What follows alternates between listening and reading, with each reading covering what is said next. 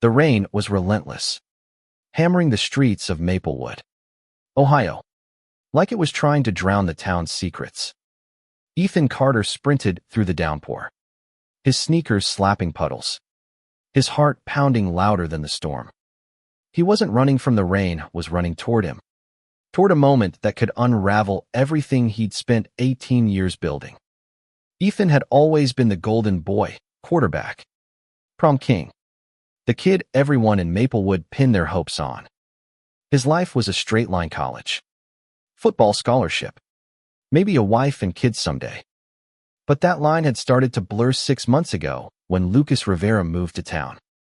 Lucas, with his quiet intensity, his paint-splattered jeans, and eyes that seemed to see right through Ethan's carefully crafted facade. They'd met in art class, an elective Ethan took to fill a credit, never expecting it to change his life. Lucas was different, unafraid, unapologetic, openly gay in a town where whispers turned into weapons. Ethan couldn't stop watching him, couldn't stop wondering what it would feel like to be that free. It started with late-night talks at the diner, sharing fries and secrets under flickering neon lights. Lucas would sketch on napkins, his fingers moving with a grace Ethan envied. "You're not like the others," Lucas had said once, his voice low, his gaze piercing. Ethan had laughed it off, but the word stuck, burrowing deep. He wasn't like the others, not anymore. Not since Lucas asked him, just 2 nights ago, to meet him at the old oak tree in the park. Just once, Lucas had whispered, his breath warm against Ethan's ear. "Kiss me. Just once. No one has to know." Now, Ethan stood under that oak, soaked to the bone, his heart a riot of fear and want. The park was empty, the town asleep, but the weight of 1,000 unseen eyes pressed against him. Lucas stepped out from the shadows, his dark hair plastered to his forehead, his leather jacket gleaming with rain. "You came," he said, his voice barely audible over the storm. Ethan nodded, unable to speak, his chest tight with the gravity of what he was about to do. Their lips met, tentative at first, then desperate, like they were stealing air from each other to survive. It was just one kiss, but it was a spark in a room full of gasoline. Ethan pulled back, breathless, his world tilting. Lucas's eyes searched his, vulnerable yet defiant. "You okay?" Lucas asked, his voice soft but steady. Ethan wanted to say yes, wanted to say he was fine, but the truth was clawing its way out. He wasn't fine. He was terrified, and he was already falling. The days that followed were a blur of stolen glances and sleepless nights. Ethan couldn't shake the memory of that kiss, the way it had rewritten something inside him. At school, he played his part laughing with his teammates, flirting with girls who batted their lashes at him, but every moment felt like a lie. Lucas, though, was a constant. He'd catch Ethan's eye across the cafeteria, a half-smile tugging at his lips, and Ethan's heart would lurch. They'd find excuses to be alone study sessions in the library, walks by the river, each moment a tightrope walk between desire and dread. Maplewood wasn't kind to people like Lucas. Ethan had heard the slurs, seen the graffiti scrawled on lockers. He'd always stayed silent, thinking it didn't concern him. But now it did. Now it was personal. When a group of his teammates cornered Lucas after practice one day, shoving him against the gym wall, Ethan's blood ran cold. "Freak," one of them spat, and Ethan's fists clenched. He stepped forward, his voice shaking but firm. "Back off." The words felt like a confession, a line crossed. His teammates stared, stunned, but they backed away. Lucas's eyes met Ethan's, a silent thank you passing between them. That night, they met again at the park, the air thick with summer heat. Lucas sat on the grass, sketching the stars, his expression unreadable. "You didn't have to do that," he said, not looking up. Ethan sank beside him, his heart pounding. Yeah, I did. The words hung between them, heavy with meaning. Lucas set his sketchbook down, his fingers brushing Ethan's. You're playing a dangerous game. Golden boy, he murmured. But there was no judgment in his voice, only a quiet ache. Ethan wanted to tell him everything, how he couldn't stop thinking about him, how every touch felt like a promise he wasn't sure he could keep. But the words caught in his throat. Instead, he leaned in, kissing Lucas again, this time slower, deliberate. It wasn't just once anymore. It was every time their eyes met, every time their hands brushed. It was a choice, and Ethan was making it, even if it scared him to death. But Maplewood had eyes everywhere. The next morning, Ethan found a note slipped into his locker. We know what you did. His stomach dropped. He scanned the crowded hallway, paranoia creeping in. Lucas was at his locker, oblivious, humming softly as he packed his bag. Ethan wanted to warn him, to protect him, but fear held him back. What if this was a mistake? What if he wasn't ready to be the person Lucas needed him to be? As the days passed, the notes multiplied, each one more threatening than the last. Ethan's world, once so certain, was unraveling. He caught whispers in the locker room, saw pointed stares at church. His parents, devout and traditional, started asking questions about his new friend. Ethan lied, his voice steady but his insides churning. He wasn't just hiding from the town, was hiding from himself. Lucas, though, refused to hide. At the town fair, he walked through the crowd with his head high, his pride a quiet rebellion. Ethan watched from a distance, torn between admiration and fear. When Lucas caught his eye and waved him over, Ethan hesitated. The crowd felt like a minefield, every glance a potential explosion. But Lucas's smile was a beacon, pulling him in. They shared cotton candy, their fingers sticky and intertwined. And for a moment, Ethan forgot to be afraid. That night, under the same oak tree, Lucas spoke the words Ethan had been too scared to say.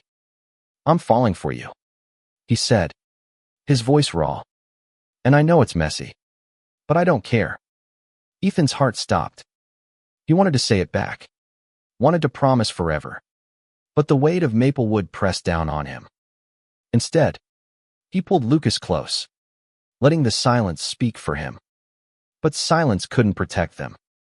The next day, Ethan's world shattered. His best friend, Jake, confronted him in the parking lot, his face twisted with disgust. People are talking. Ethan, they saw you with him. You gonna tell me what's going on? Ethan's mouth went dry. He could lie, could laugh it off like he always had.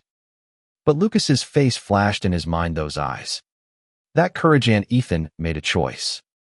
I love him, he said, the words spilling out before he could stop them. Jake's face hardened, and he walked away without a word. Ethan stood there, alone, the weight of his confession sinking in. He'd crossed a line, and there was no going back. The fallout came fast. By Monday, the whispers in Maplewood High had turned into a roar. Ethan felt the shift the moment he stepped into the hallway, eyes darting away, conversations stopping mid-sentence. His teammates, once his brothers, gave him the cold shoulder. The word fag was scrawled on his locker in black marker, jagged and cruel. Ethan stared at it, his chest tight, his hands shaking as he wiped it away. He hadn't told Lucas about the notes, hadn't told him about Jake. He wanted to shield him. But the truth was, Ethan was drowning. Lucas noticed. He always did. At lunch, he found Ethan sitting alone under the bleachers, staring at the ground. You look like hell, Lucas said, sitting beside him, his tone light, but his eyes serious. Ethan forced a smile, but it crumbled. They know, he muttered. Lucas's face softened, but he didn't flinch. Let them, he said. You're more than their small minds. Ethan wanted to believe him, wanted to borrow his strength. But fear was a heavy chain. That night, Ethan's parents sat him down at the kitchen table, their faces grim. His mom clutched her coffee mug like a lifeline, her eyes searching his. People are saying things. Ethan, she said, her voice trembling. About you and that Rivera boy. His dad's jaw tightened, his silence louder than words. Ethan's throat closed. He could deny it, could rebuild the lie he'd lived for years. But Lucas's voice echoed in his mind. You're more than their small minds. It's true, Ethan said, his voice barely above a whisper. I love him. The silence that followed was suffocating. His mom's eyes filled with tears, and his dad stood, walking out without a word. Ethan sat there, the weight of his truth crushing him. He'd expected anger, maybe shouting, but this quiet rejection was worse. When he left the house, he didn't know where he was going until he found himself at Lucas's doorstep. Lucas's mom answered, her smile warm but cautious. She let him in, and Ethan found Lucas in his room, painting a canvas streaked with blues and golds. Lucas took one look at Ethan's face and dropped his brush. What happened? He asked, crossing the room in 2 strides. Ethan told him everything, the notes. Jake. His parents. The words poured out, raw and unfiltered. Lucas listened, his hand resting on Ethan's knee, grounding him. When Ethan finished, Lucas pulled him into a hug, fierce and unyielding. You're not alone, he whispered. You've got me. For a moment, Ethan believed it. They spent the night talking, laughing, kissing, stealing moments of joy in a world that felt increasingly hostile. Lucas showed Ethan his latest painting, a swirl of stars and shadows that felt like their story. This is us, Lucas said, his voice soft. Messy, but beautiful. Ethan's heart ached with how much he wanted that to be true. But Maplewood wasn't done with them. The next day, Ethan found his car vandalized, key scratches down the side, a slur spray painted on the hood. He stood there, numb, as a crowd gathered, some whispering, others staring in silence. Lucas pushed through, his face pale but resolute. We need to leave, he said, grabbing Ethan's hand. Ethan shook his head, anger rising. I'm not running. Lucas's eyes flashed. This isn't about running. It's about surviving. They drove to the river, the one place that felt like theirs. Sitting on the bank, Lucas told Ethan about his life before Maplewood, about the bullying, the fear, but also the freedom he'd found in being himself. I thought I could handle this place, Lucas said, tossing a stone into the water. But it's harder with you. Because now, it's not just me I'm fighting for. Ethan's chest tightened. He reached for Lucas's hand, their fingers intertwining. I don't want to lose you, Ethan said, his voice breaking. Lucas smiled, sad but sure. You won't. The next week was a battle. Ethan's parents barely spoke to him, their disappointment a palpable weight. At school, the harassment escalated, shoves in the hallway. Cruel notes slipped into his bag. Lucas faced it too, but he wore his defiance like armor, his art a quiet rebellion. Ethan marveled at him, at how he could face the world with such courage. But Ethan's own courage was faltering. He started skipping practice, avoiding the diner, retreating into himself. Lucas noticed. Of course, you can't let them win, he said one night, his voice fierce. You're stronger than this. Ethan wanted to be. He tried to hold on to Lucas's strength, to the way his laugh could light up the darkest moments. They stole moments whenever they could, kisses in the library stacks, late walks under the stars. But the pressure was relentless. When Ethan's scholarship offer came, His dad finally spoke. "You're throwing it all away," he said, his voice cold. "For what?" "For him." Ethan's heart sank. He wanted to scream that Lucas was worth it, that he was worth everything. But the words wouldn't come. The breaking point came at the homecoming game. Ethan, benched after skipping practice, watched from the sidelines as his team played without him. Lucas was in the stands, his presence a quiet anchor. But after the game, a group of guys, Jake among them, cornered Ethan in the parking lot. "You're a disgrace." Jake spat, shoving him. Ethan stumbled, his anger flaring. He shoved back, and suddenly fists were flying. Lucas appeared, pulling Ethan away, his voice sharp. "Enough." The crowd dispersed, but the damage was done. Ethan's knuckles were bloody, his heart raw. That night, Lucas took Ethan to the oak tree, their sanctuary. "We can't keep doing this," Lucas said, his voice steady but pained. "This town, it's killing you." Ethan shook his head, tears burning his eyes.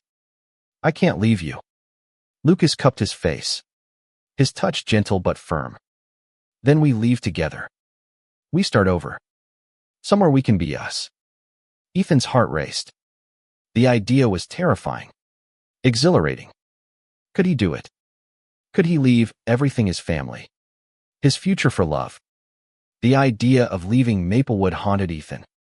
It was a dream wrapped in fear, a promise of freedom laced with loss. He spent nights staring at his ceiling, imagining a life where he and Lucas could walk hand in hand without looking over their shoulders. But the weight of his parents' expectations, his teammates' betrayal, and the town's judgment anchored him. Lucas, though, was a flame that refused to flicker. He talked about cities like San Francisco, places where they could be themselves, where love wasn't a battle. "We'll figure it out," Lucas said, his voice steady. "Together." Ethan wanted to believe him, but doubt gnawed at him. His parents had stopped talking about college, about his future.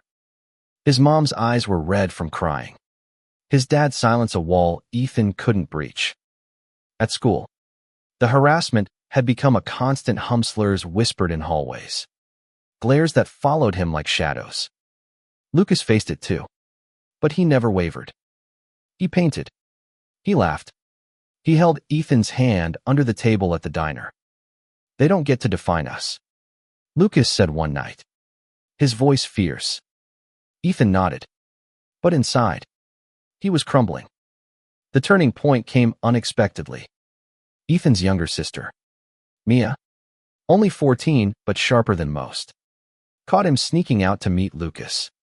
"You're different now," she said, her eyes curious rather than accusing. "Happier, but scared." Ethan froze, unsure how to respond. Mia hugged him, her voice soft. "I don't care who you love, Ethan. Just don't let them break you." Her words cracked something open in him, a flicker of hope. If Mia could see him, really see him, maybe others could too.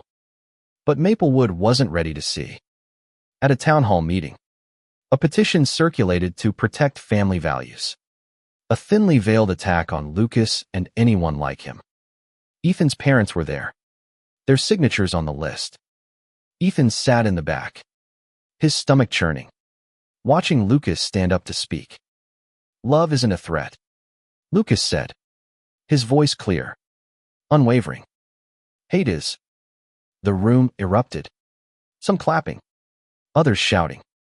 Ethan wanted to stand beside him, to be brave, but his feet wouldn't move. When Lucas looked at him, his eyes held no blame, only a quiet plea. That night, Ethan made a decision. He found Lucas at the river, sketching under a street lamp. "I'm in," Ethan said, his voice trembling but sure. "Let's leave." Lucas's face lit up, and he pulled Ethan into a kiss that felt like a vow. They spent hours planning, saving money, researching cities, dreaming of a life where they could breathe. But dreams were fragile, and Maplewood wasn't done with them. The next day, Ethan's car was trashed again, this time with broken windows. A note was tucked under the wiper, "Leave or else." Ethan's blood ran cold. He showed it to Lucas, expecting fear. But Lucas's jaw set. "They're scared of us," he said, "because we're not hiding anymore." Ethan wanted to believe him, but the threat felt real, a noose tightening around them. They started saving in secret, pooling money from Lucas's art commissions and Ethan's part-time job at the hardware store. They hid their plans, meeting at odd hours, whispering dreams in the dark. But the town was watching. Jake, once Ethan's closest friend, cornered him again. "You're throwing your life away," he said, his voice low, almost pleading. "For what?" "Some fling." Ethan's anger flared. "It's not a fling," he said. "It's love." Jake's face twisted, and he walked away. But Ethan felt the rift widen. The pressure built like a storm. Ethan's parents grounded him, demanding he stop seeing Lucas. "You're confused," his mom said, her voice breaking. "This isn't you." Ethan wanted to scream that this was the real him, the him he'd been too afraid to face. Instead, he slipped out at night, meeting Lucas at their oak tree. "I can't keep lying," Ethan said, his voice raw. Lucas took his hand, his touch steady. "Then don't. Be you. With me." Their plan took shape. They'd leave after graduation, just 3 months away. They'd head to Chicago, where Lucas had a cousin who could help them get settled. Ethan felt a spark of hope, but fear lingered. What if they failed? What if love wasn't enough? Lucas sensed his doubt. Always did. One night, he gave Ethan a small painting of starlit sky over their oak tree, their initials carved into the trunk. "This is our promise," Lucas said. "No matter what." But promises were tested.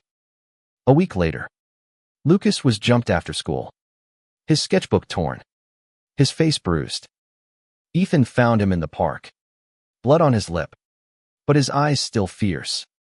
"I'm okay," Lucas said. But Ethan wasn't. Rage and guilt consumed him. He should have been there, should have protected him. "This is my fault," Ethan said, his voice breaking. Lucas shook his head, pulling him close.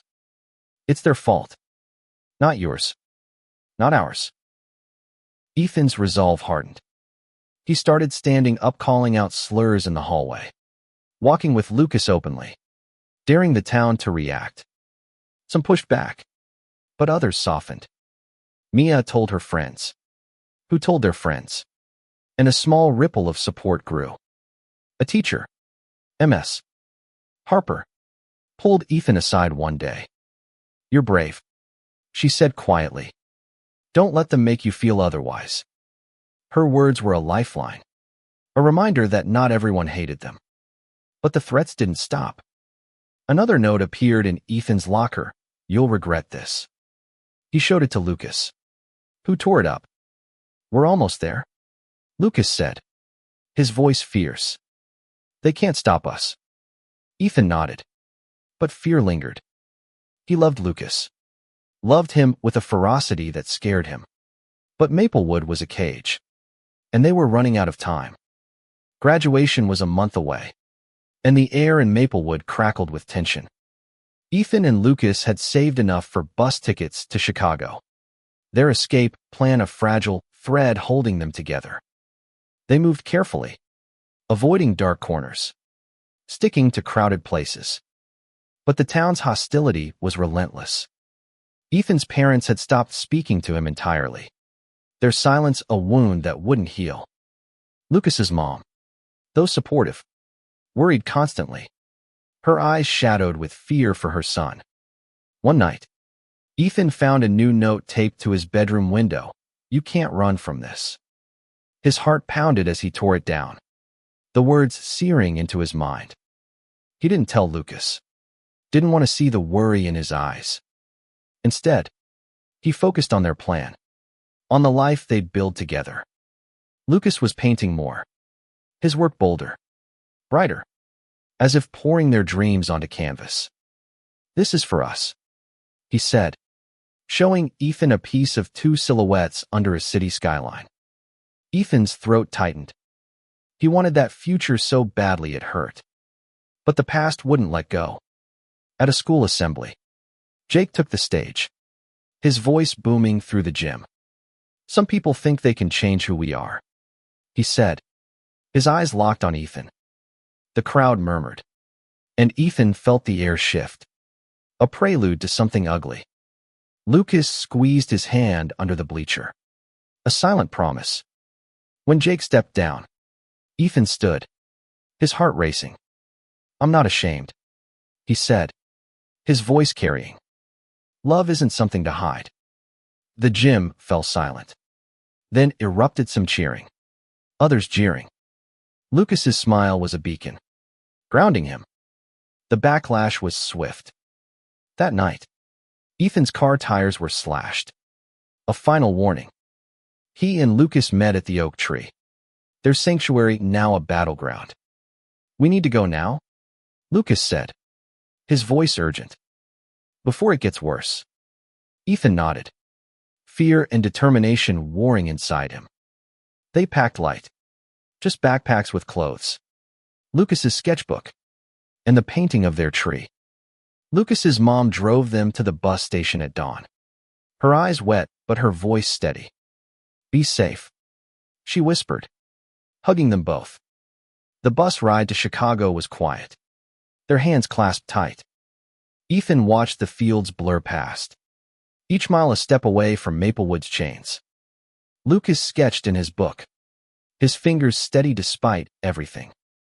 "We're free," he whispered, and Ethan believed him. In Chicago, they found a small apartment through Lucas's cousin, a cramped space that felt like a palace because it was theirs. They worked odd jobs, Ethan at a coffee shop, Lucas selling art at local markets. Slowly, they built a life, one where they could kiss in public, laugh without fear. But freedom came with scars. Ethan called home once, hoping for reconciliation. But his mom's voice was cold, distant. "You made your choice," she said. The words stung. But Lucas was there, his arms a safe haven. "You're my family now," Lucas said. And Ethan knew it was true. They hung the painting of their oak tree on their wall, a reminder of where they'd started, of the love that had carried them through. Months later, at a Pride event in Chicago, Ethan and Lucas walked hand in hand, rainbow flags waving around them. Ethan felt a weight lift, a lightness he'd never known in Maplewood. Lucas, vibrant and unapologetic, pulled him into a dance in the street, their laughter mingling with the music. "Worth it?" Lucas asked, his eyes sparkling. Ethan kissed him, right there in the crowd, unafraid. "Worth everything." Back in Maplewood, the town moved on, but whispers of their story lingered.